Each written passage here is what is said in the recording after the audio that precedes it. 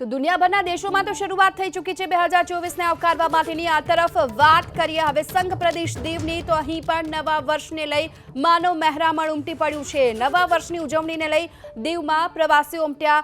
Nagoa beach, Jalandhar beach પર પ્રવાસીઓની ભારે ભીડ જોવા મળી રહી છે।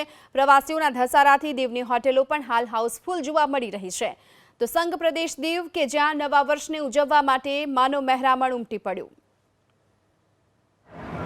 2023ને ગુડ બાય અને 2024ને વેલકમ કરવા માટે મોટી સંખ્યામાં ટુરિસ્ટો છે તે દીવ પહોંચ્યા છે। અને આ છે દીવના નાગવા બીચના દ્રશ્યો। અહીંયાનો માહોલ છે જે એ આખો બદલાઈ ચૂક્યો છે। જે પ્રવાસીઓ અહીંયા પર ભૂતકાળમાં મતલબ કે થોડા દિવસ પહેલાં હતા તેમાં ખાસો એવો વધારો થયો છે અને અત્યારે આ બીચ છે તે ધીમે ધીમે સહેલાણીઓથી ભરચક બની રહ્યો છે। જોઈ શકાય છે વોટર સ્પોર્ટની રાઇડો છે તે પણ અત્યારે વધારે પ્રમાણમાં ધમધમતી જોવા મળી રહી છે। મોટી સંખ્યામાં જે ટુરિસ્ટો અહીંયા પર પહોંચ્યા છે, જે સહેલાણીઓ પહોંચ્યા છે તે દીવ કિલ્લો અને દીવના નાગવા બીચ ખાતે અત્યારે દેખાઈ રહ્યા છે।